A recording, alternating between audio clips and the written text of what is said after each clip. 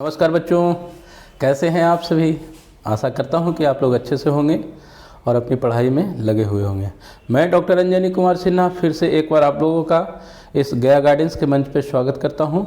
और जैसा कि कल से हम लोग रिवीजन कोर्स 4 क्लासेस में करने का हम लोग संचालन शुरू किए हैं, आज उसका जो है वह दूसरा पार्ट है। यहाँ पर लिखा हुआ भी है पार्ट 2, है ना। तो लेकिन आज क्लास शुरू करने से पहले मैं थोड़ा सा आपको ये बता दूं कि कल जो हम लोग किए थे वह पहला जो बुक था स्वतंत्र भारत में राजनीति, उसके अंतर्गत 4 अध्यायों का रिवीजन हम लोग किए थे, ठीक है ना। शेष जो उसका 5 चैप्टर रह गया है वह आज मैं लेकर के नहीं आया हूँ। वह रिवीजन जो है वह कल दूसरे सर जो पढ़ा रहे हैं आपको, बसंत सर, वो कल आपको पढ़ाएंगे, ठीक है। रिवीजन वो करा देंगे आपको। दूसरी पुस्तक जो है आपकी विश्व राजनीति, समकालीन विश्व राजनीति, उसका 4 चैप्टर आज मैं लेकर के आया हूँ और फिर कल इसका जो शेष 5 चैप्टर बचेगा उसको मैं आपको रिवाइज करा दूंगा, ठीक है। तो आज हम लोग शुरुआत करने से पहले यह देख लें कि किन किन चैप्टर्स को आज हम लोग रिवाइज करेंगे इसके अंतर्गत, ठीक है। तो देखिए, पहला चैप्टर जो है शीत युद्ध का दौर, यह बहुत ही इंपॉर्टेंट चैप्टर है आपके परीक्षा पॉइंट ऑफ व्यू से। इससे बहुत सारे प्रश्न आपको परीक्षा में दिखते हैं। दूसरा चैप्टर है 2 ध्रुवीयता का अंत। तीसरा चैप्टर आपका जो है वह है समकालीन विश्व राजनीति में अमेरिकी प्रभुत्व। यहाँ पर थोड़ा सा चैप्टर में ये गलत टाइप हो गया है, लेकिन समकालीन विश्व में अमेरिकी प्रभुत्व है वो चैप्टर का नाम। और उसके बाद सत्ता के वैकल्पिक केंद्र के रूप में हम लोग चौथा चैप्टर जो है उसको पढ़ेंगे, ठीक है। आइए शुरुआत करते हैं हम लोग पहले चैप्टर से, शीत युद्ध का दौर से, ठीक है। देखिए, यह शीत युद्ध के दौर को हम लोग बहुत ही लॉन्ग कोर्स के रूप में इसको पढ़े थे। यह क्रैश कोर्स में शामिल नहीं था, ठीक है ना। जब गया गाइडेंस शुरू हुआ था तो उस समय यह निर्णय लिया गया था कि 12th का कोर्स पहले चलाया जाए। उसी बीच में यह आपको पढ़ाया गया था और खूब लंबे तरीके से पढ़ाया गया था। सारी चीज़ों को एक एक कर करके समझाया गया था आपको, ठीक है। तो इसके अंतर्गत हम लोग यह देखे थे कि शीत युद्ध में 2 विचारधाराओं की जो है लड़ाई होती है ना। और इस पीछे की जो तस्वीर आपको दिख रही है उसमें भी आप देख पा रहे होंगे कि 2 देशों के झंडे एक दूसरे को जो है मुट्ठी दिखाते हुए लड़ाई की मुद्रा में आपको यहाँ पर दिख रहे हैं। और यह शो करता है, यह दिखाता है कि लोग एक दूसरे के विरोधी हैं। जहाँ एक झंडा जो है यह साम्यवादी समर्थन वाला है और दूसरा जो इस तरफ जो है वह आपका पूंजीवादी गुट का समर्थन करता है। अर्थात यह जो है वह यूएसएसआर को समर्थित है और यह जो है वह यूएसए को समर्थित है, ठीक है। आगे हम लोग देखते हैं और विस्तार से रिवाइज करते हैं कि इसके अंतर्गत हम लोग यह देखे थे कि शीत युद्ध का दौर जो 1945 से 1991 के बीच को जाना जाता है वह कैसे शुरू हुआ। तो इसमें हम लोग क्या पढ़े थे कि प्रथम विश्व युद्ध जब 1914 से 1919 के बीच में चला तो उसके बाद राष्ट्र संघ की स्थापना होती है। और राष्ट्र संघ की स्थापना वर्साई की संधि होती है, राष्ट्र संघ की स्थापना होती है ना। और राष्ट्र संघ की स्थापना के बाद यह माना जाता है कि अब जो है वह इस तरह की घटना नहीं होगी, लेकिन ऐसा होता नहीं है। द्वितीय विश्व युद्ध की जड़ें जो हैं वह पहले विश्व युद्ध में ही होती है। क्यों? क्योंकि जिस प्रकार से संधियां जबरदस्ती थोपा जाता है वह तय था कि एक न एक दिन यह उसकी परिणति जो होगी वह ठीक नहीं होगी। कुछ ही समय बाद, ठीक 20 साल बाद, 1919 के बाद 1939 यानी 20 साल के बाद जो है वह दूसरा विश्व युद्ध पूरे वर्ल्ड को देखना पड़ता है। और इस 20 साल के बीच का जो दौर रहा है उसमें एक बहुत बड़े विद्वान एक पुस्तक लिखते हैं EH कार उनका नाम है और वह 20 ईयर क्राइसिस नाम से एक पुस्तक लिखते हैं जो काफ़ी फेमस है पॉलिटिकल साइंस के विद्यार्थियों के लिए। हालांकि मैं समझता हूं कि आप लोग से यह प्रश्न नहीं पूछा जा सकेगा क्योंकि यह हायर लेवल की चीज़ें हैं, ठीक है ना। लेकिन पढ़ाने के क्रम में बहुत सी चीज़ें जो है वह ध्यान आती है, तो मैं आप लोग को हमेशा बताते रहता हूँ, ठीक है। तो यहाँ पर द्वितीय विश्व युद्ध जब होता है और पहले विश्व युद्ध के बीच में हम अभी बात कर रहे थे कि EH खार 20 ईयर क्राइसिस नाम से एक बुक लिखते हैं जिसमें इन 20 सालों के बीच में जो चीज़ें रहती हैं उसमें वह व्याख्यान करते हैं, ठीक है। और द्वितीय विश्व युद्ध के बाद हम लोग क्या देखते हैं कि एक फिर से ऑर्गेनाइजेशन बनता है जिसको हम लोग UNO के नाम से जानते हैं। और द्वितीय विश्व युद्ध के बाद हम लोग यह भी जानते हैं कि पूरे विश्व के पटल पर अमेरिका का एक दबदबा कायम होता है। एक और USSR होता ही है और दूसरी तरफ USA का भी सामना पूरे विश्व को होता है। और यहीं से जो है वह शीत युद्ध का दौर शुरू होता है। यहाँ पर देखिए कुछ फैक्चुअल चीज़ें हैं जो मैं आपको कहूँगा कि वो याद रखेंगे। जैसे मित्र राष्ट्र की जो है वह अगुवाई कौन कर रहा था, तो यह आप याद रखेंगे, ठीक है। धुरी राष्ट्र में कौन कौन थे यह याद रखेंगे, क्योंकि परीक्षा में यह प्रश्न बन सकता है कि निम्नलिखित में से धुरी राष्ट्र सदस्य कौन नहीं थे, ठीक है। तो यहाँ पर जर्मनी, इटली, जापान आपको देगा, एक उसमें से अमेरिका घुसा देगा और फिर आपको उसमें से चूज करने के लिए आएगा। तो यहाँ पर ये चीज़ आप याद रखेंगे, ठीक है। उसके बाद जो है हम लोग यह भी देखे थे कि प्रथम विश्व युद्ध के बनिस्पत द्वितीय विश्व युद्ध जो है वह काफ़ी खतरनाक रहा था। युद्ध तो हमेशा खतरनाक होता है, नो डाउट, लेकिन जितनी क्षति द्वितीय विश्व युद्ध में हुई उतनी क्षति प्रथम विश्व युद्ध में नहीं हुई थी। और उसका एक बहुत बड़ा कारण यह रहा था कि प्रथम विश्व युद्ध तो जो है केवल गोली बंदूक से ही लड़ा गया था, द्वितीय विश्व युद्ध में परमाणु बमों का भी इस्तेमाल कर दिया गया।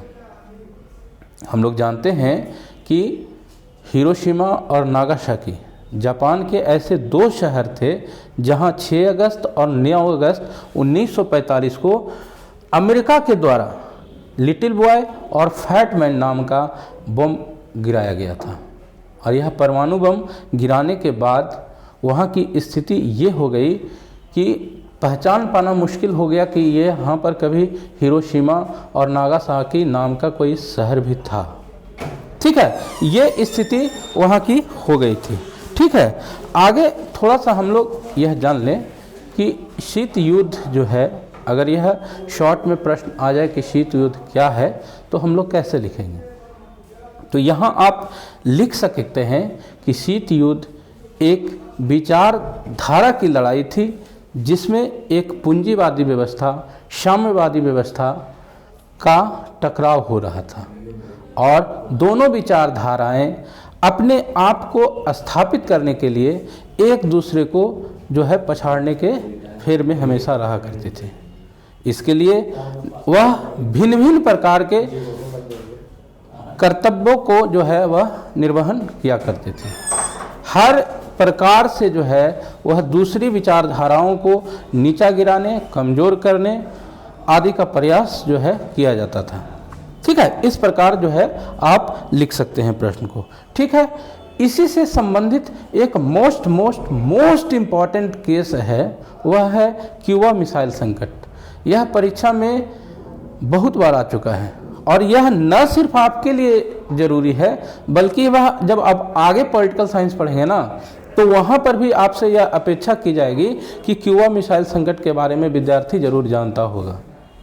यह इतना इम्पोर्टेंट जो है वह पॉइंट है। तो क्यूबा मिसाइल संकट था क्या, अगर आप लोग भूल गए हों तो मैं आपको रिवाइज करा दे रहा हूँ कि थोड़ा सा जो है हम लोग देखिए वर्ल्ड के जो है नक्शे को एक बार गौर करें और क्यूबा के लोकेशन को देखने का प्रयास करें। तो क्यूबा यहाँ पर जो रेड कलर से हल्का आपको दिख रहा होगा छोटा सा, यह है क्यूबा।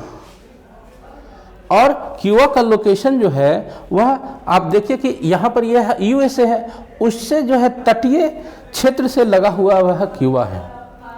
और क्यूबा जहाँ फिदेल कास्त्रो की सरकार हुआ करती थी वह पूंजीवादी न होकर करके साम्यवादी समर्थित देश था। क्या था? साम्यवादी समर्थित देश था, अर्थात यूएसएसआर को मानने वाला था, साम्यवादी व्यवस्था को मानने वाला था। तो क्या होता है यहाँ पर ऐसा कि यह एक बहुत बड़ी घटना के रूप में जानी जाती है। देखिए होता क्या है कि अप्रैल 1961, यहाँ देखिए डेट लिखा हुआ है, अप्रैल 1961 में यूएसएसआर के जो नेता होते हैं उस समय निकिता ख्रुश्चेव, देखिए यहाँ पर उनकी तस्वीर भी मैं लगाया हूँ।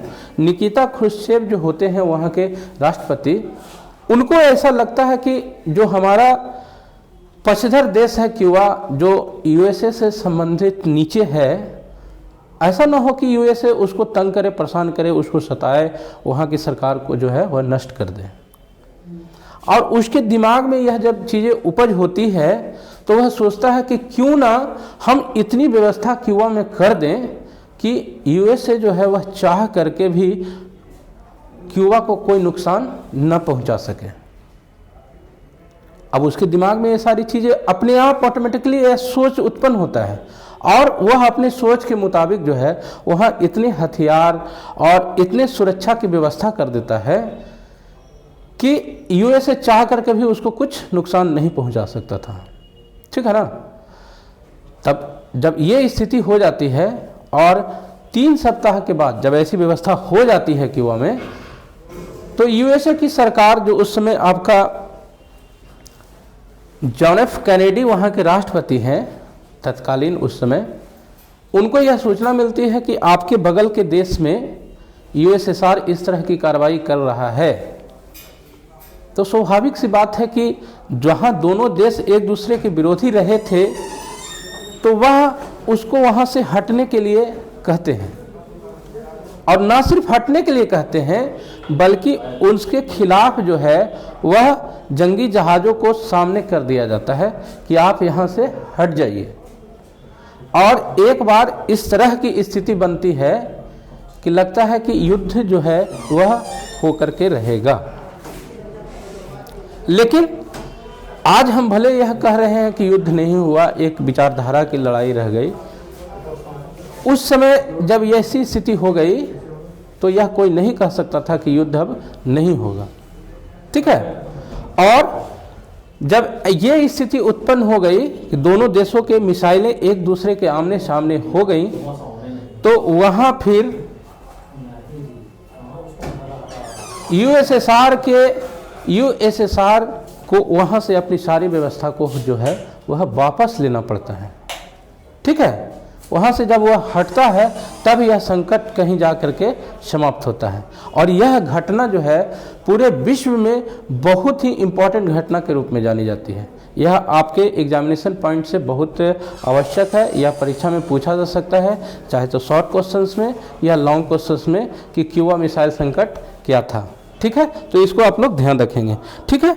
आगे हम लोग एक कॉन्सेप्ट यहाँ पर इस चैप्टर से और समझेंगे, जो एक बार फिर से यह इम्पोर्टेंट हमको लगता है, जो आपको जानना चाहिए, वह है वार्सा पैक्ट और नाटो।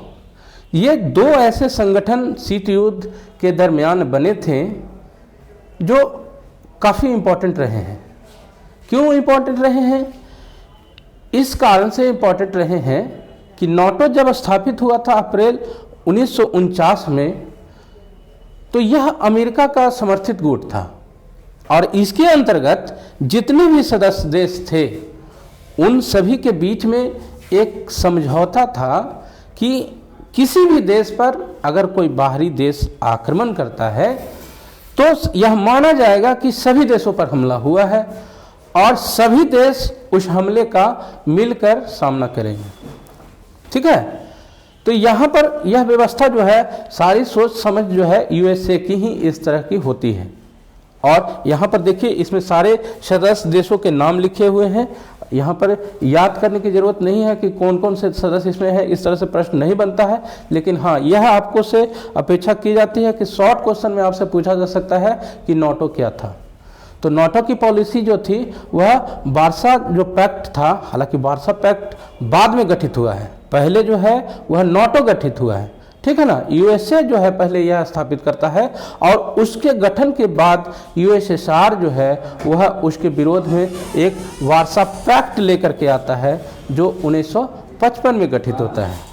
ठीक है, तो यहाँ से दो चीज़ आपको समझनी है, एक नाटो और एक वार्सा पैक्ट। वार्सा पैक्ट की भी वही सेम पॉलिसी थी कि जितने भी उसके सदस्य देश थे वह उसके अंदर यह एक समझौता था कि अगर किसी भी तरह का कोई हमला करता है तो यह माना जाएगा कि सभी देशों पर हमला हुआ है और सभी देश उसका मिलकर सामना करेंगे।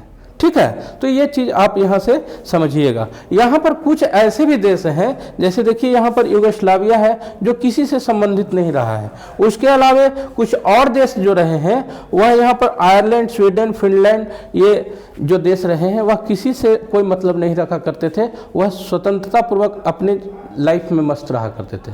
वह किसी भी पैक्ट में शामिल नहीं होने वाले देश रहे हैं। ठीक है ना। उसके बाद हम लोग देखते हैं कि एक कॉन्सेप्ट और यह परीक्षा में पूछा जाता है इसी चैप्टर से कि सीटो और सेंटो क्या था। सीटो और सेंटो, तो पहले तो इसका फुल फॉर्म जान लें हम लोग, South East Asian Treaty Organization. ठीक है, सीटो, और सेंटो सेंट्रल ट्रीटी ऑर्गेनाइजेशन। तो यह जो संगठन था यह यूएसए के द्वारा बनाया गया था। और क्यों बनाया गया था, यहाँ देखिए आप, यहाँ देखिए आपको यूएसए यह है।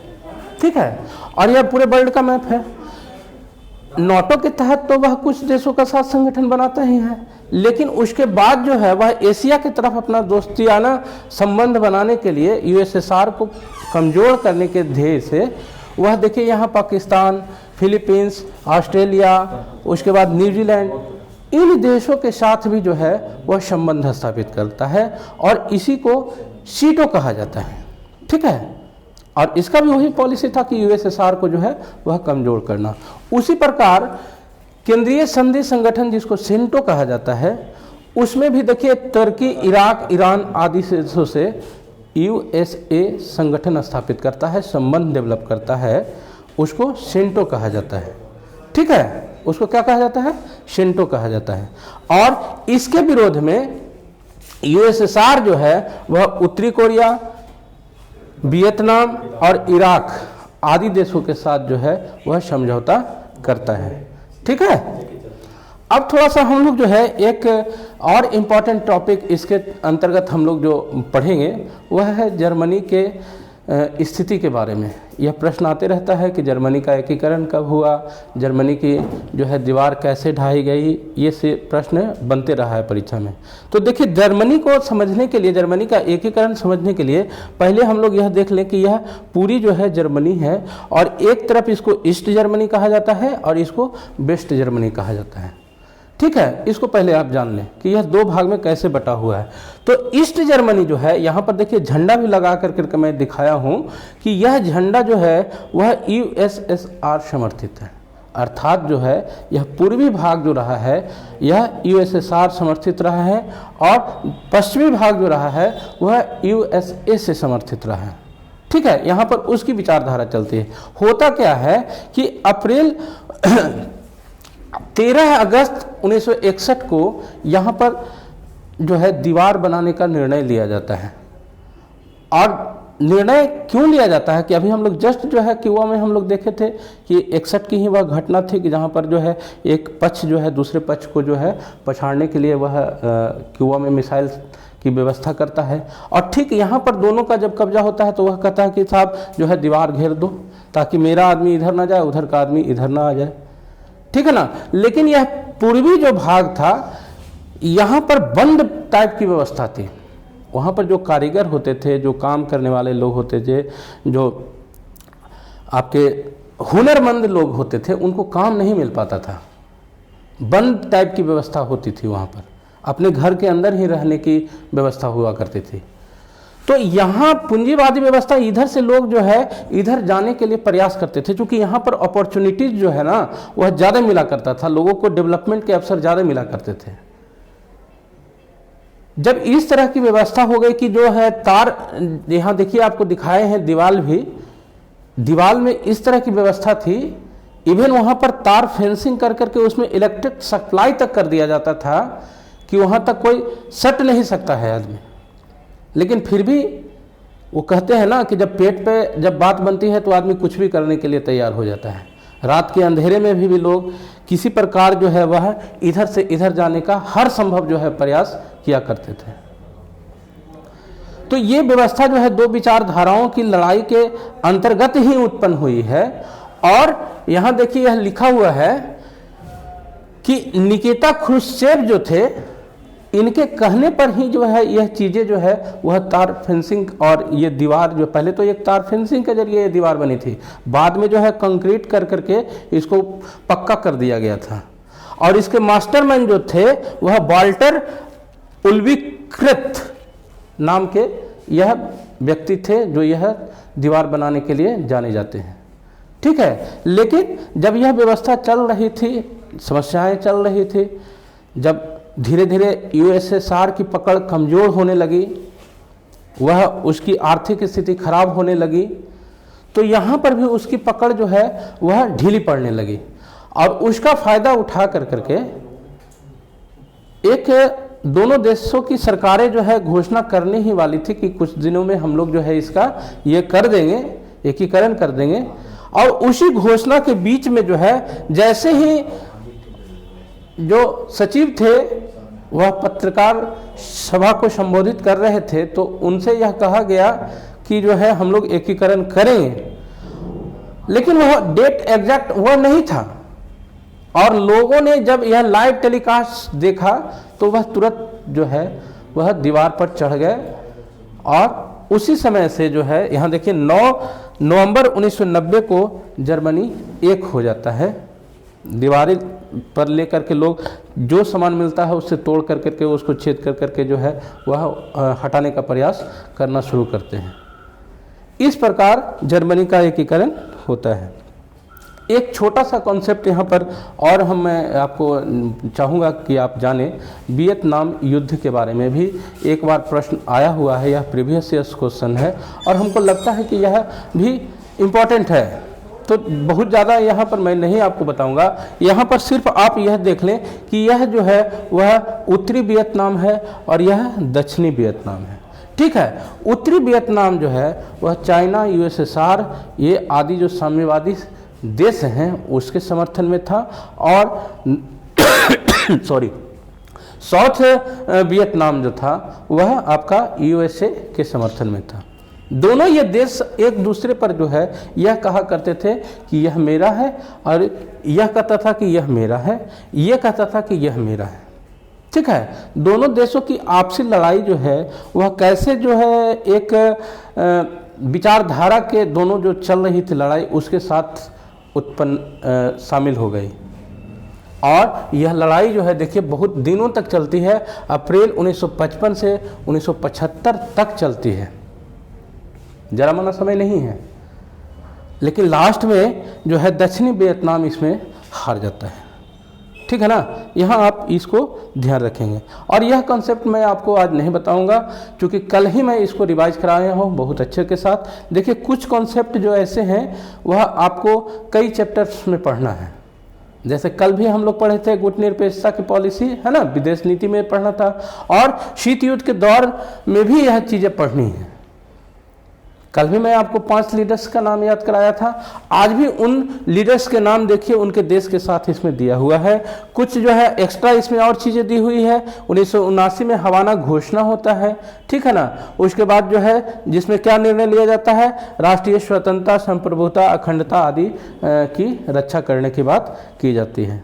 ठीक है, ये अब आप कल वाली वीडियो देख करके समझ लीजिएगा। ठीक है, उसके बाद जो है हम लोग एक कॉन्सेप्ट और इस चैप्टर से पढ़ेंगे। देखिए यह चैप्टर जो है वह बहुत इसमें चीज़ें दी गई हैं पढ़ने के लिए और काफ़ी परीक्षा पॉइंट से इम्पोर्टेंट भी है इसमें चीज़ें। ठीक है, तो एक कॉन्सेप्ट आता है नियो का।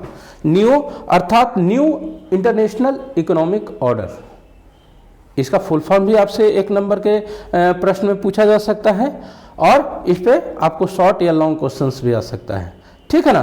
तो यहाँ पर यह जान लीजिए कि 1972 में क्या होता है कि यूनाइटेड नेशन के द्वारा एक सम्मेलन आयोजित किया जाता है। किस चीज़ पर सम्मेलन आयोजित किया जाता है? वह आयोजित होता है ट्रेड एंड डेवलपमेंट पे। ट्रेड एंड डेवलपमेंट पे जब एक सम्मेलन बुलाया जाता है, जिसको अंकटाड के रूप में भी जाना जाता है। यह प्रश्न पूछा जा सकता है शॉर्ट क्वेश्चंस में भी, या एब्रिविएशंस में भी पूछा जा सकता है कि अंकटाड का फुल फॉर्म क्या होता है, ठीक है ना।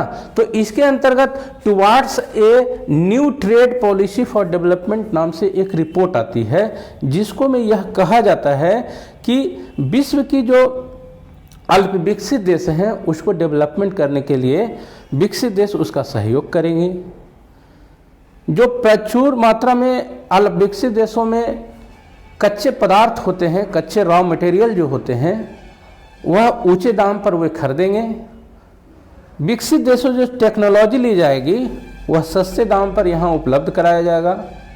इन सब चीज़ों के मांग यहाँ पे होती है, लेकिन यह ज़्यादा दिन तक चल नहीं पाता है, इसलिए क्योंकि इसमें जितने भी विकसित देश होते हैं वह इसको सपोर्ट नहीं करते हैं। और सबसे पहले तो इसमें यूएसए ही जो है वह अपना पल्ला झाड़ लेता है, कहता ना साहब हम ऐसा क्यों करें। और कोई भी यह नेचुरल माने कह लीजिए कि व्यवस्था है कि कोई भी अपनी शक्ति जो है वह बांटना पसंद नहीं करता है ना। तो यह व्यवस्था बहुत दिन नहीं चल पाती, हालांकि यह एक मांग उठती जरूर है, ठीक है। उसके बाद जो है इसी चैप्टर में हम लोग जो है कुछ संधियां हुई हैं, परमाणु संधियां, उनके बारे में पढ़ेंगे और इस चैप्टर को समाप्त करेंगे, ठीक है। तो सबसे पहले ट्रीटी जो है हम लोग इसके अंतर्गत पढ़ेंगे एलटीबीटी। देखिए इन संधियों के शॉर्ट फॉर्म को आप जरूर याद रखें। एलटीबीटी आपसे पूछा जा सकता है एलटीबीटी क्या है, और 4 ऑप्शन आपको दिया जाएगा, उसमें से जो है वह आपको एक सही चुनने के लिए होगा। तो इसको लिमिटेड टेस्ट बैन ट्रीटी बोला जाता है। क्या बोला जाता है? लिमिटेड टेस्ट बैन ट्रीटी बोला जाता है। और यह कब आया था? देखिए ये डेट याद रखेंगे, कब साइन हुआ, कब से लागू हुआ। और इन सारी संधियों का मैं एक आपको निमोनिक बताता हूं कि जितनी भी इस तरह की संधियां हुई है वह सब का जो है उद्देश्य इन हथियारों को कम करना, रोकना ही रहा है, किसी को बढ़ाने का उद्देश्य कभी नहीं रहा है, ठीक है ना। सारी संधियों का मोटा मोटी यही है लक्ष्य है। तो ये आपको उद्देश्य सबका याद नहीं करना है, केवल ये याद जरूर कर लेंगे कि कब साइन हुआ और कब से लागू हुआ, ठीक है। तो यह जो एलटीबीटी है वह 5 अगस्त 1963 में साइन होता है, और इस संधि में जो है अमेरिका, ब्रिटेन और सोवियत संघ शामिल होते हैं, ठीक है। और यह 63 से ही लागू भी हो जाता है, 10 अक्टूबर 1963 में। इस संधि के अंतर्गत यह निर्धारित किया जाता है कि कोई भी परमाणु परीक्षण जो है वह वायुमंडल, बाहरी अंतरिक्ष या पानी के अंदर नहीं होगा, ठीक है ना। यह पास होता है। चलिए आगे देखते हैं हम लोग। दूसरा जो संधि पढ़ते हैं वह है एनपीटी, और एनपीटी बहुत ही इंपॉर्टेंट जो है वह संधि है। अगर इन संधियों में से कोई भी संधि ज्यादा आने के चांसेस है तो वह एनपीटी ही है। और क्यों, उसका मैं कारण बताता हूं आपको। वो इसलिए कि भारत जो है वह एनपीटी पर साइन नहीं किया है। एनपीटी कहता है, देखिए 1 जुलाई 1968 को यह साइन होता है, पहली चीज डेट याद रखिएगा।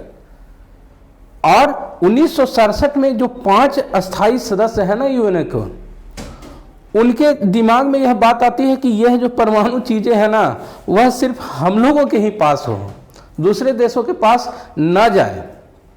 और यही सोच कर करके वह एक इस प्रकार की ट्रीटी लेकर के आते हैं। इसमें वे सारे 5 देखिए देश हैं, इन्हीं 5 देशों के बीच में जो है यह समझौता होता है, और पूरे देशों से वह आह्वान करते हैं कि इस पर आप साइन करें। बहुत से देश उस पर साइन करते भी हैं, नो डाउट। लेकिन भारत जो है खुले मंच पर इस संधि का एक उल्लंघन करता है और कहता है कि ना ये चीज़ें गड़बड़ हैं, आप सारी व्यवस्था अपने पास करके रखे हैं, अपनी सुरक्षा की सारी चीज़ें कर रखे हैं अपने घर में, और दूसरे को कहते हैं कि आप जो है परीक्षण ना करो। ऐसा क्यों भाई? तो भारत जो है साइन नहीं करता है, और भारत के अलावे पाकिस्तान भी देखा देखी साइन नहीं करता है, और एक देश और जो है इजराइल, वह भी इस पर अभी तक साइन नहीं किया है, ठीक है। तो ये चीजें याद रखिएगा। और 5 मार्च 1970 से यह लागू होता है, ये भी आप ध्यान रखेंगे। उसके बाद जो है एक संधि और होती है जिसको साल्ट 1 के नाम से जाने जाते हैं, अंग्रेजी में इसको शॉर्ट फॉर्म के कहेंगे, स्टैटिक्स आर्म्स लिमिटेशन टॉक। और यह टॉक जो है यह एक वार्ता है, बातचीत होती है, और बातचीत जो है वह यूएसए और यूएसएसआर के बीच शुरू होती है। और कब से शुरू होती है? देखिए, नवंबर 69 से यह शुरू होती है और 26 मई 1972 को इस पर साइन होता है और 3 अक्टूबर 1972 से यह लागू हो जाता है। इसका भी वही उद्देश्य था कि परमाणु हथियारों को जो है वह कम से कम इस्तेमाल करिए, उसको कम किया जाए, ठीक है ना। उसी प्रकार फिर दूसरी वार्ता होती है, हालांकि यह दूसरी वार्ता शुरू होती जरूर है लेकिन यह लागू नहीं हो पाती है, ठीक है। आगे जो है एक और संधि है, इसको स्टार्ट बोला जाता है। पहले को देखिए साल्ट बोला जाता था और इसमें स्टार्ट है, स्टार्ट 1 और स्टार्ट 2। इसका फुल फॉर्म क्या होता है? स्टैटिक्स आर्म्स रिडक्शन ट्रीटी, और पहले में था लिमिटेशन ट्रीटी। सॉल्ट में लिमिटेशन था और स्टार्ट में रिडक्शन है ना, ये ध्यान रखिएगा। यह कब से शुरू हुआ, कब इस पर हस्ताक्षर हुआ? तो 31 जुलाई 1991 को यह जो है हस्ताक्षर होता है और 5 दिसंबर 1994 को यह लागू होता है। इस डेट को आप याद रखेंगे, यह प्रश्न बन सकता है, ठीक है ना। उसी प्रकार जो है दूसरी स्टार्ट 2 जो है स्टैटिक्स आर्म्स रिडक्शन ट्रीटी 2, वह जो है 3 जनवरी 1993 को मॉस्को में हस्ताक्षरित होता है और 14 अप्रैल 2000 से लागू होता है, ठीक है। ये 6 संधियों का जिक्र मैं जो, हालांकि इसमें बहुत सारी और भी संधि हैं, लेकिन यह चीज़ें जो है ज़्यादा इंपॉर्टेंट है, यहाँ से प्रश्न बनते रहते हैं, इस कारण मैं इनको लेकर के आया हूँ ताकि आप इसको दोबारा रिवाइज कर सकें, ठीक है।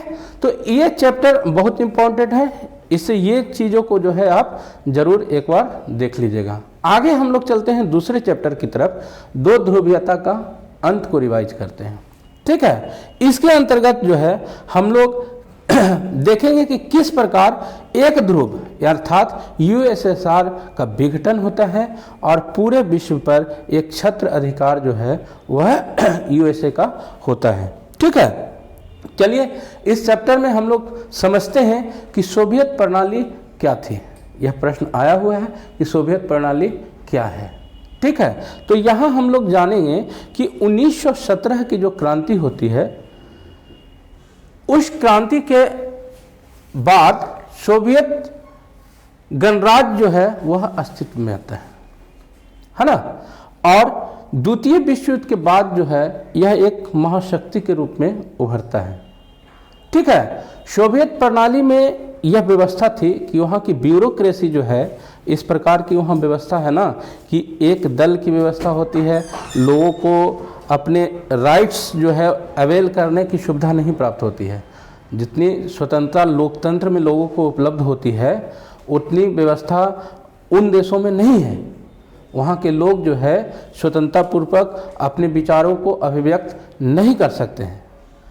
तो वहाँ की जो ब्यूरोक्रेसी है वह गवर्नमेंट पे जो है वह धीरे धीरे अपना शिकंजा कसते चली जाती है, और इसके परिणाम स्वरूप क्या होता है कि जब नागरिकों के अधिकार की रक्षा नहीं होगी, उसके हित नहीं देखे जाएंगे, तो स्वाभाविक सी बात है कि वह सरकार के विरोध में वह उतरेगी ही उतरेगी, है ना। जैसे कमज़ोर होगा शिकंजा वह अपनी जो है बात रखनी शुरू कर देती है।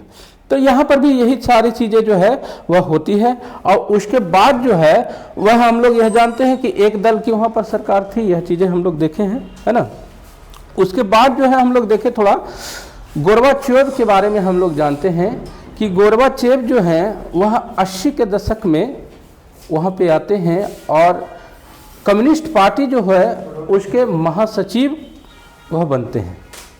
गोर्बाचेव के बारे में यह कहा जाता है, उन पर ये आरोप भी लगता है कि उनके कारण ही जो है ना वह यूएसएसआर का विघटन होता है, ठीक है। गोर्बाचेव के द्वारा ही जो है एक पॉलिसी लेकर के आई जाती है, एक सुधार आंदोलन चलता है जिसको ग्लासनोस्ट और पेरेस्ट्रोइका कहा जाता है, ठीक है। क्या कहा जाता है? ग्लासनोस्ट और पेरेस्ट्रोइका।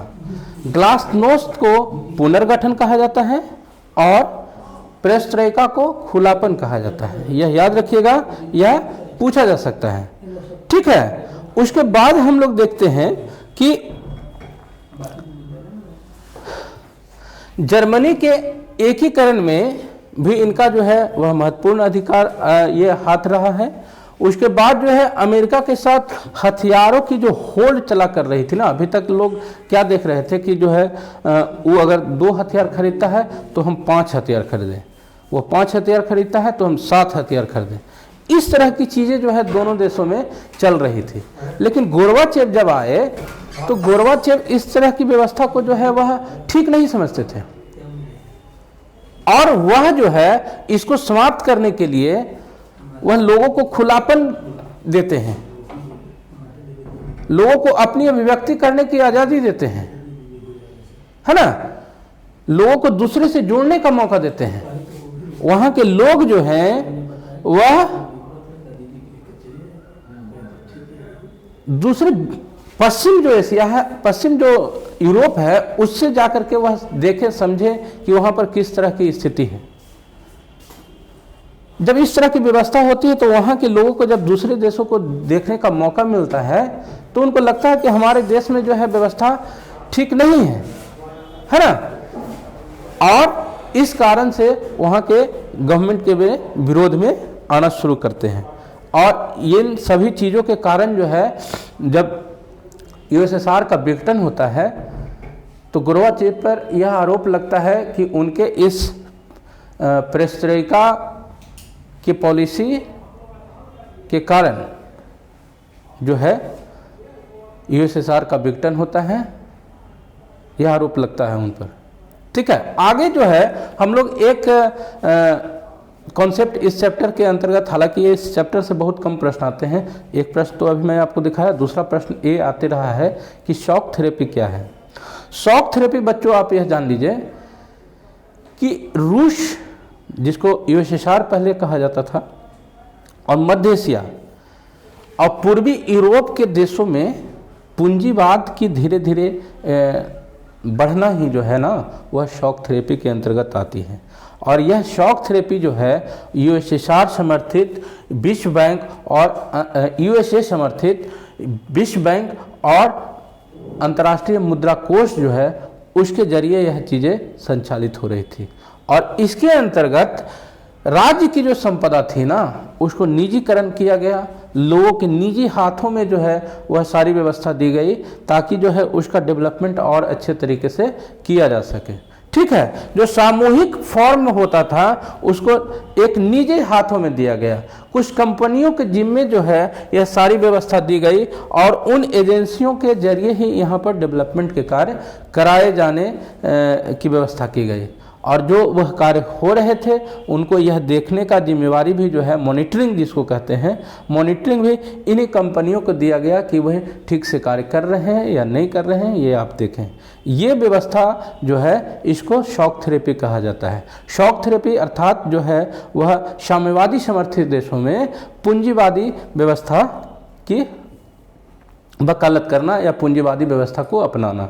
ठीक है, एक कॉन्सेप्ट यहाँ पर से और हम लोग देख लेते हैं फट से, वह है भारत और सोवियत संघ के संबंध के बारे में चर्चा कर लेते हैं। तो देखिए, भारत और सोवियत संघ जो है हमेशा से एक बहुत अच्छे दोस्त के रूप में जाने जाते रहे हैं। यह हम लोग जानते हैं कि जब भारत स्वतंत्र हुआ था तो सबसे पहले जो है यूएसएसआर ही जो है इसको अपना एक बेस्ट फ्रेंड के रूप में देखता है और इसको एक स्वतंत्र राष्ट्र में इसकी वकालत करता है। ठीक है, और जब भारत अपनी पंचवर्षीय योजना की शुरुआत करता है तो वहाँ पर आप देख लीजिए कि जो भिलाई, बोकारो और विशाखापट्टनम में इस्पात कारखाने जब खुली तो उसमें भी यह न सिर्फ आर्थिक रूप से बल्कि अपनी टेक्नोलॉजी भी वहाँ देने में हर वह संभव प्रयास किया जो भारत को आवश्यकता थी। ठीक है, और भारत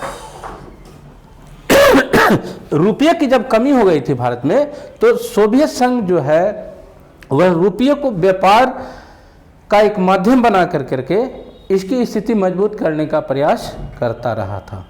ठीक है। उसके अलावे हम लोग क्या देखते हैं कि राजनीतिक संबंध भी जो रहे हैं यूएसएसआर से हमारे अच्छे रहे हैं। 1971 के युद्ध में जब बांग्लादेश का उदय हुआ था और पाकिस्तान से हमारी लड़ाई हो रही थी, तो कैसे हम लोग देखे हैं कि यूएसए जो है पाकिस्तान के पक्ष में खड़ा होता है तो यूएसएसआर भारत के पक्ष में आता है और फिर वहाँ से यूएसए को हटना पड़ता है ना। और किस प्रकार पाकिस्तानी 90,000 सैनिकों को भारतीय सैनिकों के सामने जो है आत्मसमर्पण करना पड़ता है। तो ये जो है राजनीतिक नज़रिए से भी जो है भारत और यूएसएसआर का संबंध काफ़ी अच्छा रहा है। सैन्य अगर बातों की हम लोग बात करें तो भारत को हमेशा वह प्रौद्योगिकी उपलब्ध कराते रहा है, टेक्नोलॉजी रक्षा संबंधी देते रहा है, जहाँ पर कोई भी देश भारत को मदद करने के लिए तैयार नहीं होता था। देखिए ये प्रश्न आपको ऑब्जेक्टिव प्रश्न यहाँ से नहीं आएंगे, यहाँ से आपको जब भी आएगा तो आपको दीर्घ उत्तरीय प्रश्न ही आएगा।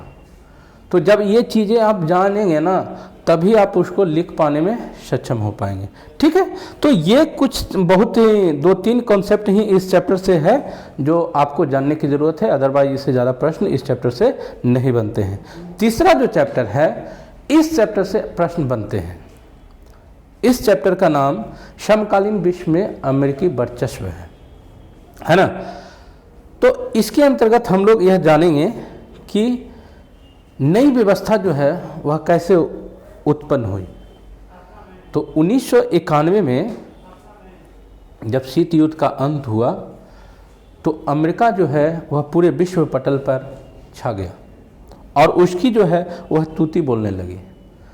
हुआ क्या, उसके बाद एक घटना होती है, देखते हैं हम लोग यह घटना क्या होती है कि 1990 के अगस्त में इराक जो है वह कुवैत पर हमला कर देता है।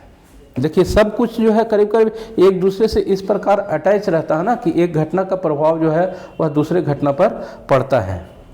ठीक है, तो 1990 में जब यह इराक जो है कुवैत पर हमला करता है तो यूएनओ जो है वह इसको समझाता है कि भाई तुम ऐसा मत करो, तुम जो है वहाँ से अपने सैनिकों को हटा लो, लेकिन इराक जो है वह नहीं मानता है। तब यूएनओ जो है वह सैन्य कार्रवाई करने का परमिशन दे देता है और उसी का लाभ उठा करके यूएसए जो है वह इराक पर हमला कर देता है। 34 देशों के मिले जुले सैनिक की एक टुकड़ी तैयार की जाती है जिसमें 75% प्लस सैनिक जो होते हैं वह यूएसए से ही होते हैं। तो आप यह समझ लीजिए कि यह केवल दिखाने के लिए 34 देशों का था, लेकिन मुख्य रूप से जो है वह यूएसए का ही था। और इस कार्रवाई को जो है ऑपरेशन डेजर्ट स्टॉर्म कर करके बुलाया जाता है। क्या बुलाया जाता है? Operation Desert Storm. ठीक है, और जब यह व्यवस्था होती है, जब इराकी राष्ट्रपति सद्दाम हुसैन को यह सूचना मिलती है कि जो है इस तरह की कार्रवाई अमेरिका करने के लिए तैयार है, तो वह भी जो है अपना वापस लेने की बात नहीं करते हैं, बल्कि वह भी जो है ललकारने की बात करते हैं और वह कहते हैं कि 100 जंगों की एक जंग यह होगी। क्या होगी? 100 जंगों की एक जंग होगी, है ना। हालांकि ऐसा कुछ होता नहीं है, वह कुछ कर नहीं पाता है, बहुत जल्दी जो है वह अपने आप को वह उससे हार मान देता है। ठीक है, और बच्चों यह जान लीजिए कि इस युद्ध को जो है वह प्रथम खाड़ी युद्ध के रूप में जाना जाता है। क्या जाना जाता है? प्रथम खाड़ी युद्ध के रूप में जाना जाता है। और इसमें इतनी टेक्नोलॉजी उपयोग की जाती है कि इसको जो है कंप्यूटर युद्ध, वीडियो गेम वार के भी नाम से जाना जाता है। समझ रहे हैं बात को? यानी कि सब कुछ जो है वह सोची समझी एक राजनीति के तरह जो है सारी चीजें चलती है। स्मार्ट बमों का इसमें प्रयोग किया जाता है और इन सारी घटनाओं के पीछे जो है वह नॉर्मन श्वार्ज़कॉफ नाम के एक अमेरिकी सेना प्रमुख होते हैं, उनका सारा हाथ इसमें होता है। ठीक है, अब थोड़ा सा हम लोग अमेरिका के राष्ट्रपति बिल क्लिंटन को थोड़ा देख लेते हैं। बिल क्लिंटन जो हैं वह उनकी विचारधारा कभी वह एक शांति प्रिय व्यक्ति के रूप में जाने जाते हैं, वह एक सॉफ्ट कॉर्नर के व्यक्ति माने जाते हैं। उन्होंने हमेशा जो है वह जलवायु परिवर्तन, विश्व व्यापार, लोकतंत्र आदि को बढ़ावा देने का ही जो है वह प्रयास किया है। लेकिन एक दो अपवाद अगर छोड़ दिया जाए तो सारी व्यवस्था जो है उनके सामने इस प्रकार की ही चलती है। ठीक है, आगे हम लोग थोड़ा सा यह एक घटना जो है 9/11 की घटना के बारे में देख लेते हैं कि 11 सितंबर 2001 को यह घटना होती है।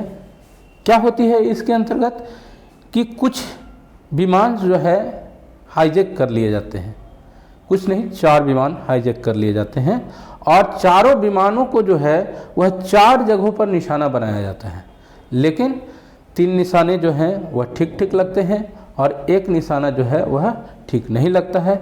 और इसमें जो क्षति होती है अमेरिका की, वह उस समय से यह जान जाता है कि आतंकवाद भी कोई बहुत बड़ी मुद्दा है।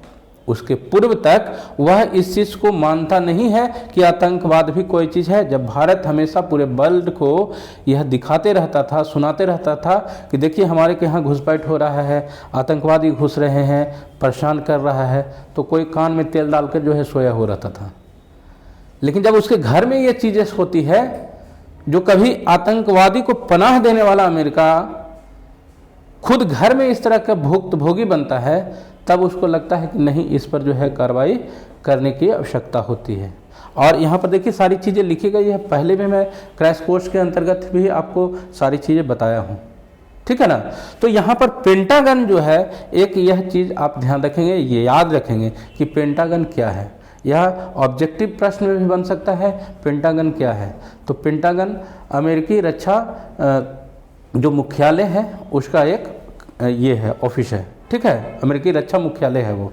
ठीक है, तब इसके अंतर्गत 9/11 के अंतर्गत जब ये घटना हो गई तो आपको क्या लगता है कि यूएसए इतनी आसानी से चुप रहने वाला थोड़ी देश रहा है। वह जो है 9/11 की जब घटना होती है तो वहाँ राष्ट्रपति जॉर्ज बुश जो है वह एक ऑपरेशन चलाते हैं जिसको कहा जाता है ऑपरेशन इंड्यूरिंग फ्रीडम। क्या कहा जाता है? Operation enduring freedom. और इस फ्रीडम ऑपरेशन में अलकायदा और अफगानिस्तान के जो तालिबान है ना, उसको निशाना बना करके कार्रवाई की जाती है। और जब यह कार्रवाई की जाती है तो फिर देखिए, जब व्यवस्था को पूरी तरह नष्ट कर दिया जाता है और उसको काबू में ले लिया जाता है,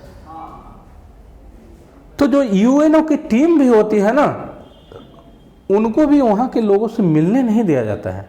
अब सोच लीजिए कि किस प्रकार के कार्य या व्यवहार जो है उन लोगों के साथ होता रहा होगा, जिसके कारण किसी को मिलने नहीं दिया जाता था। ठीक है, तो ये व्यवस्था वहाँ पर होती है। उसके बाद हम लोग यह देखते हैं कि कुछ ही समय के बाद जो है फिर यूएसए जो है बिना यूएनओ के परमिशन के वह इराक पर फिर से हमला कर देता है। क्या कर देता है? वह हमला कर देता है। कब करता है? देखिए 19 मार्च 2003 को। और इसको क्या वह नाम देता है? Operation Iraqi freedom.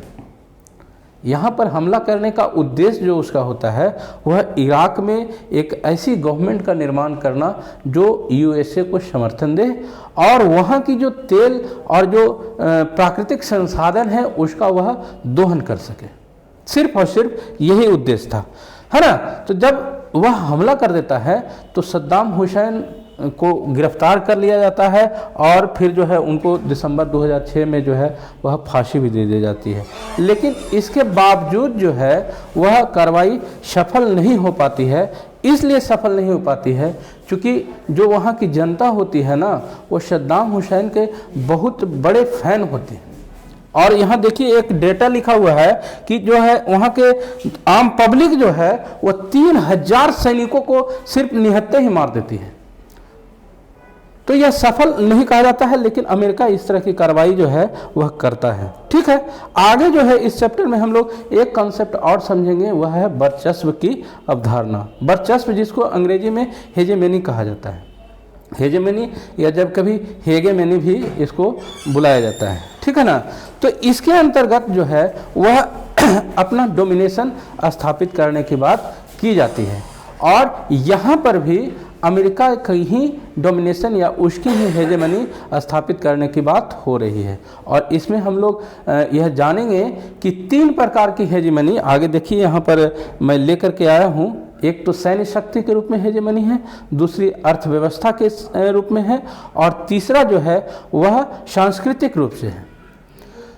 तो सैन्य शक्ति के रूप में हेजेमनी वह कैसे स्थापित करता है कि उस अपनी इतनी सैन्य शक्ति बढ़ाता है और दूसरे देशों में इस प्रकार की सैन्य कार्रवाई करता है कि पूरे विश्व के लोग जो है यह मानने लगते हैं कि वह ज़्यादा शक्ति संपन्न देश है ना। उसके बाद जो है हम लोग क्या इसके अंतर्गत और पढ़े थे कि ढांचागत, जिसको में आर्थिक मजबूती की बात होती है, वह विश्व की व्यवस्था जो है, खासकर अगर यूएनओ की बात करें तो वहाँ पर भी अमेरिका का ही सारा बोलबाला चलता है। और उसके पीछे एक बहुत बड़ा कारण है कि उसमें जो फंड दिया जाता है वह बहुत ज़्यादा वह यूएसए देता है, ठीक है ना। वहाँ पर सारे निर्णय जो होते हैं वह जो ज़्यादा फंड देता है उसी को ज़्यादा वोटिंग राइट्स भी मिलता है, ठीक है। तो एक यहाँ पर स्थापना होती है ब्रेटन वुड्स कॉन्फ्रेंस जो होता है, उसके तहत विश्व बैंक और आईएमएफ स्थापित किया जाता है। और ये दोनों जो संस्थाएं हैं वह है, तो कहा तो जाता है कि ऐसे जो है ये स्वतंत्र हैं, लेकिन ये जो फंड उपलब्ध कराते हैं वह उसका सोर्स कहीं ना कहीं जो है वह यूएसए होता है। तो यह पूरे विश्व को जो है वो अपने आप में नियंत्रित करने का एक माध्यम इसके जरिए बनता है, ठीक है ना। उसके अलावा हम लोग और चीज़ें क्या देखते हैं कि विश्व में बहुत सी ऐसी चीज़ें हैं, जैसे आज हम लोग जो यह क्लास चला रहे हैं, इंटरनेट इसमें यूज होता है ना। तो इंटरनेट आज जो हम लोग बहुत आसानी से यूज कर रहे हैं, यह अमेरिका की ही उपज है। अमेरिका के रक्षा विभाग में ही अपने सैनिकों के लिए जो है इस तरह की सुविधा सारी चीज़ों को जल्दी पहुंचाने के लिए एक शोध होता है जिसमें यह चीज़ें बनती हैं, ठीक है ना। और आज यह जितने भी प्रक्षेपास्त्र या और कोई भी जो उपग्रह वगैरह जो कार्य कर रहा है इसको लेकर करके, वह मैक्सिमम जो है यूएसए का ही है।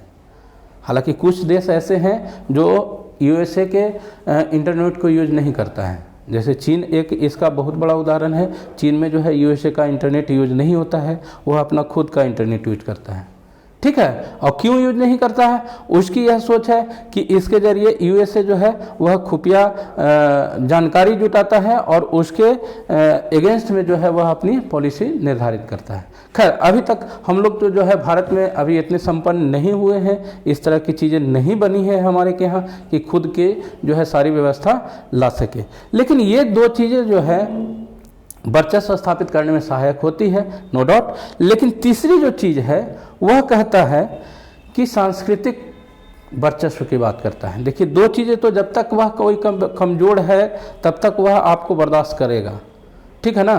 पैसा आप उसको दे दीजिए, चुप रहेगा, लेकिन जब वह संपन्न हो जाएगा तो फिर आपको छोड़ देगा, चलो हटो।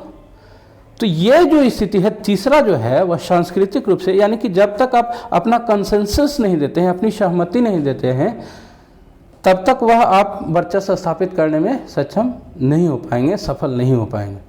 तो यहाँ पर यह अमेरिका इस तरह की भी चीज़ें लेके आता है कि यह पूरे विश्व में फैलाने का प्रयास करते हैं बातें कि जो है यूएसए की स्थिति जो है, वहाँ देश की स्थिति जो है वह बेहतर है, यहाँ लोग जो है आएँ, यहाँ अपना डेवलपमेंट करें, है ना। यहाँ एक आना और सेटल होना एक सपने के जैसा है, इस तरह की बात जो है वह फैलाता है, ठीक है ना। और यहाँ पर एक इस चैप्टर में ही हम लोग पढ़े थे, 3 बच्चों की कहानी भी पढ़े थे, अगर आपको याद होगा, जिसमें एक ब्लू जीन्स पहनने की बात जो होती है, एक बहुत स्टैंडर्ड मेंटेन करने वाले लोग ही जो है उस समय किया करते थे, ठीक है। तो ये कुछ प्रश्न इससे जो है वह बनते हैं इस चैप्टर से। लास्ट जो आपका इसके अंतर्गत आपका पढ़ना जो है, जहाँ से प्रश्न बन सकते हैं, वह है अमेरिका के भारत से संबंध के बारे में पढ़ना, ठीक है। तो अमेरिका के भारत से संबंध में जो है हम लोग बहुत सी चीज़ें पूर्व में भी पढ़े हैं। यहाँ पर कुछ फैक्चुअल चीज़ें जो हैं यहाँ से प्रश्न बनते रहे हैं। जैसे बोइंग के 35% तकनीकी कर्मचारी जो हैं वह भारतीय मूल के हैं। 3 लाख जो है वह भारतीय सिलिकॉन वैली से है। यह प्रश्न जो है वह आते रहता है। ठीक है। फिर जो है 15% कंपनी जो वहाँ की रही है उसको स्थापित करने में वह भारतीयों का ही योगदान रहा है। ठीक है। उसके अलावा जो अभी अगर हम लोग करेंट की बात करें तो करेंट में जो है हम लोग एक समझौता 2005 में किए हैं, नागरिक परमाणु समझौता 2005 में। और यह समझौता जो है वह जॉर्ज डब्ल्यू बुश और मनमोहन सिंह के बीच में होता है। इसको एक और नाम से जाना जाता है, उसको 1-2-3 एग्रीमेंट भी बोला जाता है। क्या बोला जाता है? 1-2-3 एग्रीमेंट भी बोला जाता है। ठीक है ना। और क्यों ऐसा बोला जाता है 1-2-3 एग्रीमेंट? क्योंकि यूएसए की जो आपकी परमाणु समझौते करने की जो वहाँ पर पॉलिसी है उसका एक्ट नंबर 1-3 में संशोधन किए करके भारत के साथ इस प्रकार के संबंध स्थापित किए जाते हैं। एक दूसरे की टेक्नोलॉजी को जो है आदान प्रदान करने की चीज़ें बनाई जाती है। इस कारण से इसको 1-2-3 एग्रीमेंट भी कहा जाता है। ठीक है। उसके बाद जो है हम लोग देखे हैं कि मोदी और ट्रंप के समय भी जो है काफ़ी रिलेशन अच्छे रहे हैं। और अभी जो बाइडेन जो बने हैं तत्काल अभी वहाँ यूएसए के राष्ट्रपति, उनके साथ भी जो है बराबर हमारे देश के प्रधान के साथ उनकी बातचीत होती रहती है। तो हम समझते हैं कि आने वाले समय में यूएसए और भारत के संबंध अच्छे होंगे, जिसका लाभ दोनों देशों को मिलेगा। ठीक है। आगे हम लोग देखते हैं, लास्ट जो आज रिवीजन हम लोग करेंगे वह है सत्ता के वैकल्पिक केंद्र। रिवीजन क्लास का यह दूसरा नाम भी हम लोग दिए हैं मैराथन। यह थोड़ा लंबा हो जाता है क्योंकि रिवीजन करने के दरमियान मैं नहीं चाहता कि कुछ जल्दीबाजी में जो है पॉइंट छूट जाए। यह रिवीजन अगर सिर्फ ये वीडियो भी आप लोग अगर देखते हैं तो मैं समझता हूँ कि यह आपको काफ़ी मदद करेगा। ठीक है। अब सत्ता के वैकल्पिक केंद्र के रूप में इसके अंतर्गत 2 चीज़ों का हम लोग विस्तार से वर्णन किए थे। आज उन्हीं 2 चीज़ों को हम लोग रिवाइज करेंगे। और वह कौन 2 चीज़ें थी? तो एक तो था आपका यूरोपीय यूनियन और दूसरा जो था वह था एशियान। ठीक है। आइए देखते हैं कि यूरोपीय संघ जो है स्थापित करने के पीछे क्या कारण रहा था। तो देखिए, द्वितीय विश्व युद्ध जैसे ही समाप्त हुआ था तो हम लोग यह देखे थे कि पूरे यूरोप के नेता जो थे उनके अंतर्गत यह विचारधारा घर कर गई थी। वह सोचने लगे थे कि अब हम लोग का डेवलपमेंट कैसे होगा। जो वहाँ के देश थे यूरोप के, उनको में यह बात हो रही थी, उनके नेता यह सोच रहे थे कि कैसे डेवलपमेंट करें। तो उस समय अमेरिका के द्वारा जो है उनकी काफ़ी मदद की जाती है। और मदद करने के पीछे एक और कारण होता है कि एक तरफ जो है यूएसएसआर उसको चाहता है कि हम अपने आप में मिला लें, हमारी पॉलिसी वहाँ पर जो है चलने लगे। और इस चीज़ को जो है अमेरिका कभी बर्दाश्त नहीं करने वाला था। इस कारण से वह इतनी फंड देता है, इतनी सुविधाएं देता है कि हर डेवलपमेंट में वह बढ़ चढ़ करके साथ देता है। ठीक है। और यही व्यवस्था जो है वह मार्शल योजना के तहत जानी जाती है। मार्शल योजना जो है इसी व्यवस्था के तहत 1948 में यूरोपीय आर्थिक सहयोग संगठन जो है वह स्थापित होता है। क्या होता है? यूरोपीय आर्थिक सहयोग संगठन स्थापित होता है। ठीक है। और यही संगठन बाद में बन करके 1949 में यूरोपीय परिषद के रूप में जाना जाता है। ठीक है। आगे हम लोग यह देखेंगे कि किस प्रकार यही संगठन जो है 1957 में यूरोपीय इकोनॉमिक कम्युनिटी के रूप में बदलता है। तो हम क्या देख रहे हैं कि जो एक कभी किसी की मदद से बना हुआ संगठन जो है एक विश्व स्तर पर कैसे डेवलप करता हुआ जा रहा है। आगे हम लोग थोड़ा सा देख लें कि 1992 में मास्ट्रिक्ट की एक संधि होती है, यहाँ पर लिखा हुआ नहीं है। उसके जरिए जो है यूरोपीय यूनियन जो है उसकी स्थापना होती है ना। और इसकी स्थापना के पीछे मूल कारण क्या था कि विदेश नीति, सुरक्षा और आंतरिक जो मामले हैं वह उसमें स्वतंत्रता पूर्वक ये इसके सदस्य देश जो हैं वह कार्य कर सकें। और इसके पीछे एक और बड़ी अच्छी चीज़ है कि ये जितने भी इसमें जो देश रहे हैं वह इनके बीच में जो है एक ट्रेड जो है पॉलिसी चलती है, जिसमें वह स्वतंत्रता पूर्वक जो है आ जा सकते हैं। एक शेंगन की संधि हुई थी, मैं बताया था आपको, यहाँ पर मैं उसको लेकर के नहीं आया हूँ अभी, लेकिन मैं आपके जो क्रैश कोर्स चला था उसमें मैं आपको दिखाया था कि उस संधि के द्वारा जो है इन देशों के 28 देश इसमें हुआ करते थे, लेकिन अभी जो है 27 देश हैं, ठीक है ना। यूके जो है उससे बाहर हो गया है। तो ये 27 देशों के बीच में जो है एक शेंगन समझौता होता है, जिसके तहत जो है वह एक दूसरे के देशों के लोग जो है आपस के देशों में कहीं भी आ जा सकते हैं बिना वीज़ा और पासपोर्ट के, ठीक है। तो ये इनका यह कार्य चल रहा होता है और इसी बीच में जो है जो सदस्य देश होते हैं वह सोचते हैं इसको और डेवलप करने के लिए, और वहाँ के एक संविधान बनाने की भी बात आती है।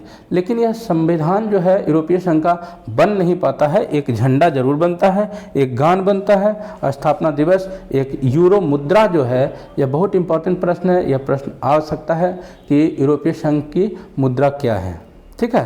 तो यूरो, उसको याद रखेंगे आप लोग। और 2005 में यह दुनिया की सबसे बड़ी अर्थव्यवस्था के रूप में उभरती है, ठीक है।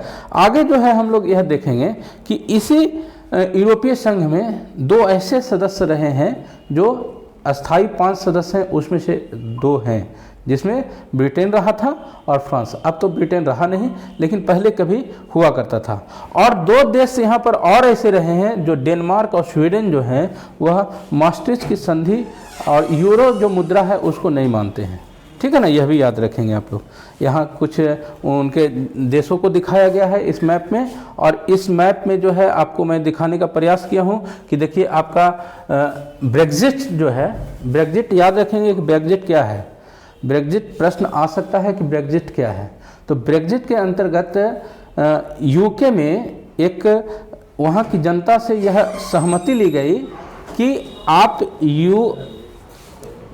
यूरोपीय यूनियन में बने रहना चाहते हैं या नहीं बने रहना चाहते हैं।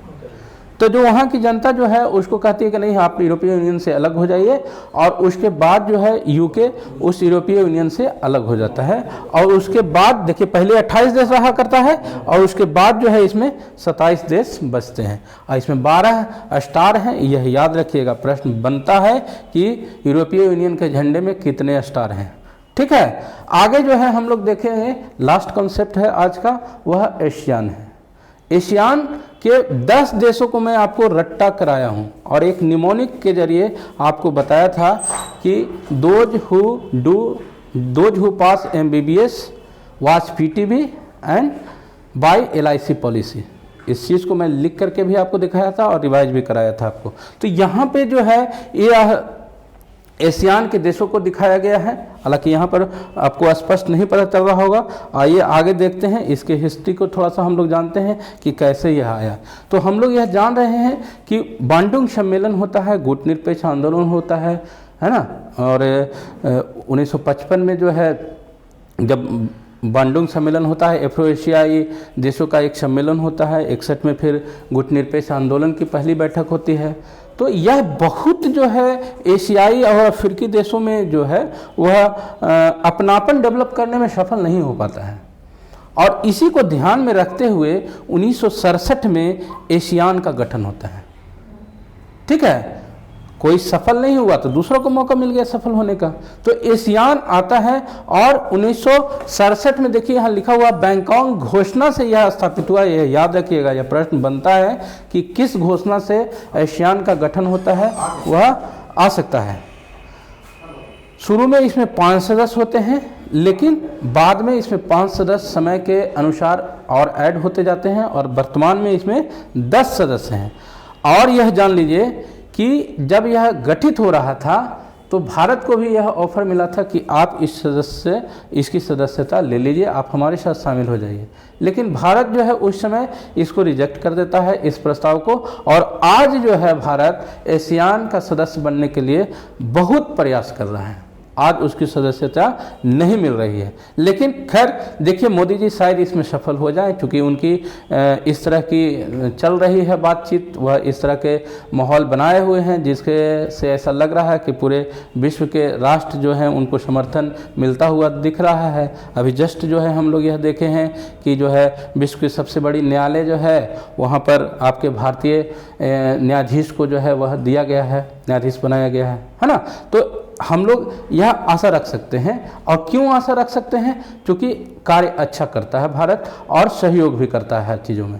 तो एशियान जो है आज पूरे विश्व पर एक बहुत ही उभरता हुआ संगठन है, जिसकी पॉलिसी यह है वह कभी लड़ाई झगड़ा में विश्वास नहीं करता है और यह हमेशा बातचीत के जरिए किसी समस्या का समाधान करता है। देखिए आगे यहाँ पर मैं दिखाया हूँ, इसके काम करने के तरीके को जो है ना एशियान शैली के रूप में जाना जाता है।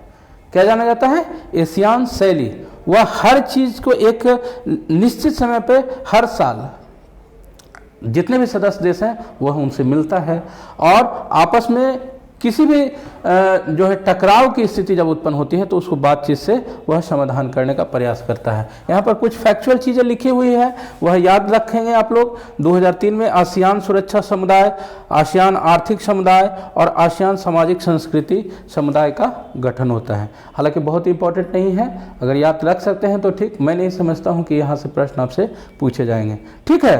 तो ये कुछ चीज़ें हैं। यहाँ पर देखिए एक चीज़ और आप याद रखेंगे कि ये जो आसियान का लोगो है इसको जरूर याद रखेंगे। यहाँ से मुझको लगता है कि प्रश्न बन सकता है। इसमें 10 धान की बालियां हैं और यह एक यूनिटी को जो है वह इंगित करता है, एक मित्रता और एकता को जो है वह दिखाता है।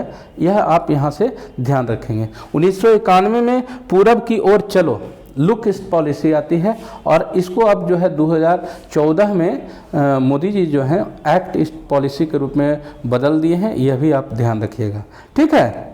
और ये जो मैं आपको निमोनिक बताया था, अभी जस्ट भी बताया था, those who pass MBBS watch PTB and buy LIC, तो सारे का डिकोडिंग करके भी यहाँ पर दिखाया हुआ है। वह आपको मैं पहले बोर्ड पर भी दिखाया था, है ना।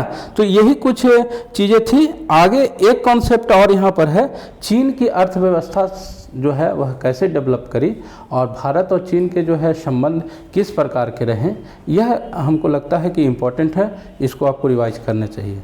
तो हम लोग यह जान लें कि चीन जो है जब स्वतंत्र हुआ था वह भी पहले गुलाम रहा कर था, ठीक है ना।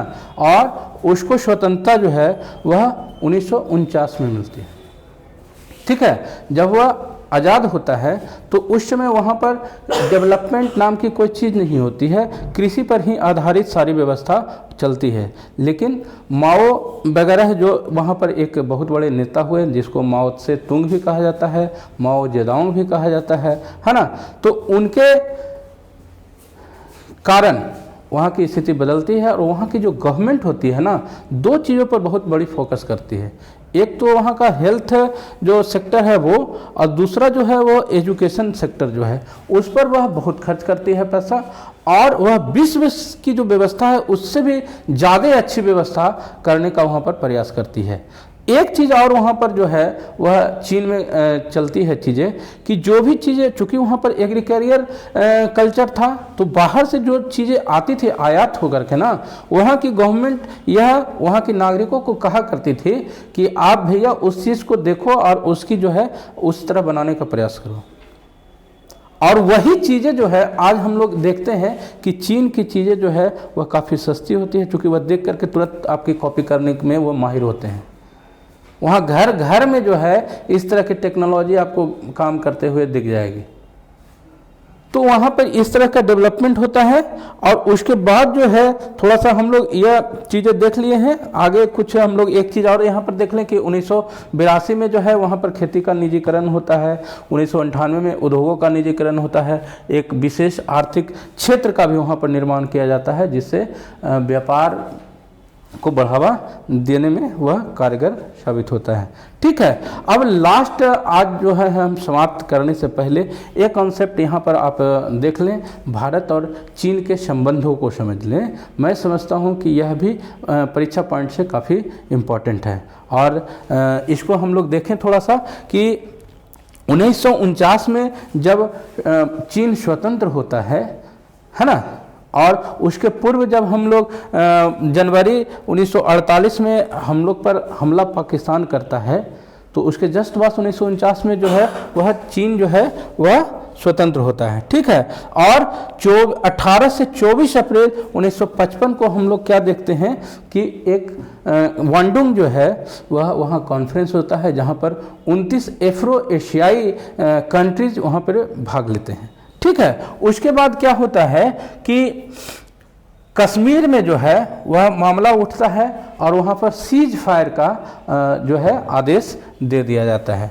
यही सब चलते रहता है कि चीन जो है वह तिब्बत को लेकर करके हमला करता है, और फिर तिब्बत 1954 में जो है तिब्बत को आज़ाद देश का एक दर्जा दियाता है, ठीक है ना। उसके बाद जो है फिर पीस एग्रीमेंट जो है नेपाल को लेकर के होता है, ठीक है। उसके बाद जो है हम लोग देखते हैं कि फिर क्या होता है, 1954 में पंचशील समझौता होता है, जिसके अंतर्गत नेहरू और चाउ एन लाई के बीच में यह सिग्नेचर होता है, ठीक है। उसके बाद जो है कुछ ही समय के बाद चीन जो है वह अरुणाचल प्रदेश के कुछ हिस्सों को अपने मैप में दिखाता है, और फिर से एक बार तनाव की स्थिति उत्पन्न हो जाती है, ठीक है। और यह सब हो ही रहा था कि 1964 में चीन जो है फिर अपना परमाणु परीक्षण कर लेता है। देखिए यहाँ पर भारत जो है 47 में आज़ाद होता है,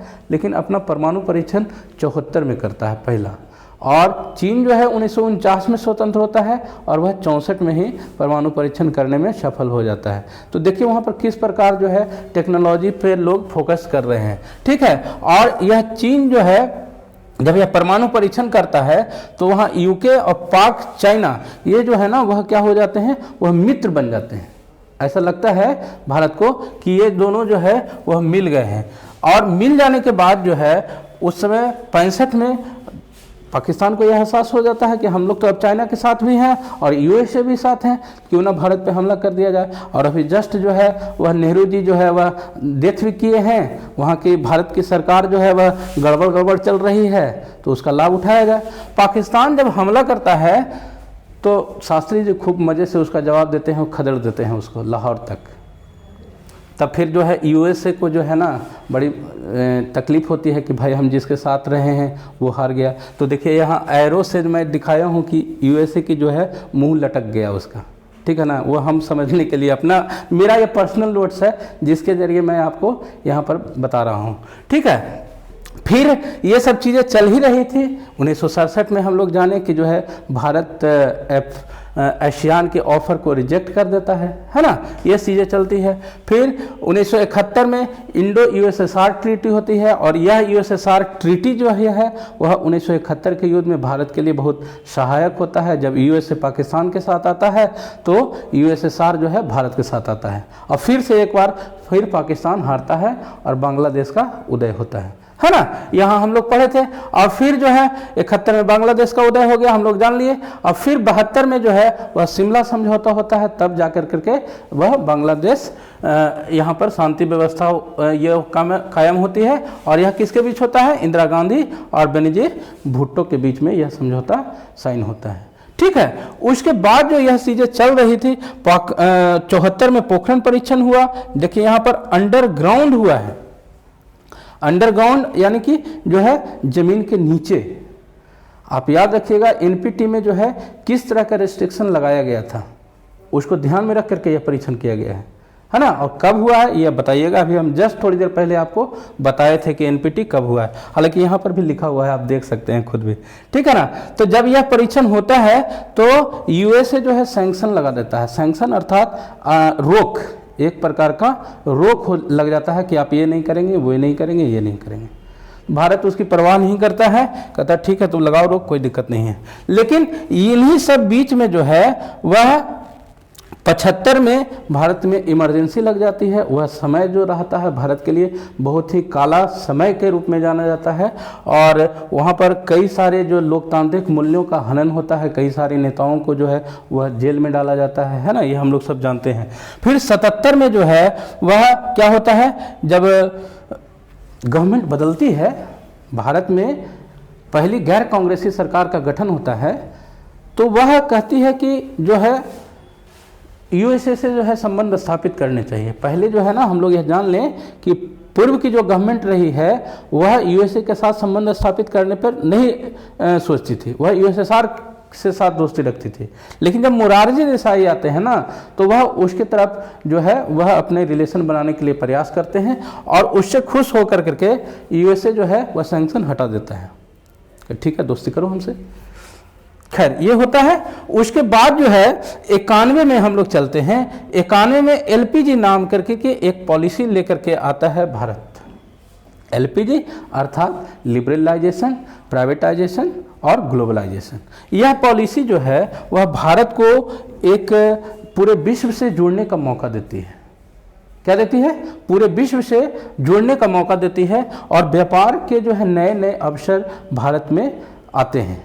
या ध्यान रखिएगा कि 1991 के पूर्व जो है भारत में कल कारखाने लगाने बहुत मुश्किल हुआ करते थे। उसके पहले आपको सरकार से सैकड़ों जो है वह लाइसेंस लेने पड़ते थे और इसके कारण जो है वह कार्य नहीं हो पाता था। लेकिन 1991 के बाद जो है ना, इन चीज़ों पर गवर्नमेंट जो है वह छोड़ती है, ढीलापन देती है कि आप करें, बिना लाइसेंस के भी बहुत सारे रोजगार आप लगा सकते हैं। तो विकास के अवसर उसके बाद बढ़ने शुरू हुए, ठीक है। और जब 1991 में आपका यूएसएसआर जब विघटन हो जाता है, जो एक पक्का दोस्त होता है भारत का, तो भारत फिर थोड़ा अपना अब सोचता है कि अब हम क्या करें, मेरा मित्र तो अब कमजोर हो गया, टूट गया।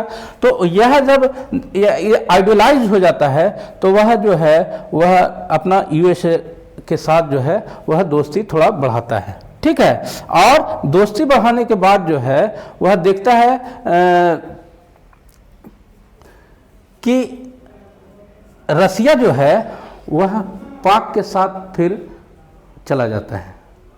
जब वो देखता है कि हमारा साथ छोड़ रहा है तो रसिया जो है फिर पाकिस्तान को दोस्ती की तरफ हाथ बढ़ाता है।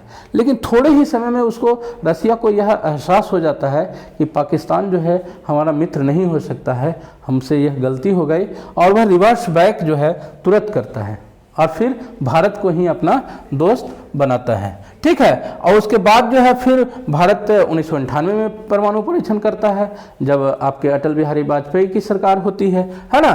फिर जो है इससे गुस्सा होकर के यूएसए फिर से सैंक्शन लगा देता है, लगे कोई बात नहीं है। फिर क्या होता है 2001 में जब यूएसए में जब हमला होता है 9/11 का, तो फिर वह समझता है कि आतंकवाद भाई खतरनाक चीज़ है, फिर से भारत को वह हटा देता है, वह न्यूक्लियर जो सैंक्शन लगाता है, ठीक है। 2003 में जो है वह न्यूक्लियर पॉलिसी भारत लेकर के आता है, जिसके अंतर्गत उसकी पॉलिसी का एक पॉइंट है NFU अर्थात no first use policy. Bharat जो है कभी भी न्यूक्लियर जो बम है उसका पहले इस्तेमाल नहीं करेगा।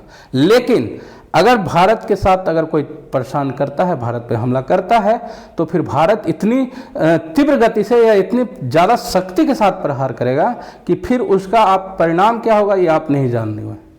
ये इसमें लिखा हुआ है, ठीक है। तो CMD और NFU उसके 2 पॉइंट हैं, तो इसको याद रखेंगे। 2005 में हम लोग देख लिए और 2018 में 2+2 डायलॉग होता है मोदी और ट्रंप के बीच में, यह भी हम लोग जान लिए, ठीक है। तो यही थी कुछ आज की क्लास। मैं समझता हूँ कि आपको यह सारी चीज़ें रिवाइज कराने में मैं सफल हुआ होऊंगा और इससे आपको कुछ लाभ जरूर मिलेगा। मिलते हैं अगले वीडियो के साथ, तब तक के लिए बाय।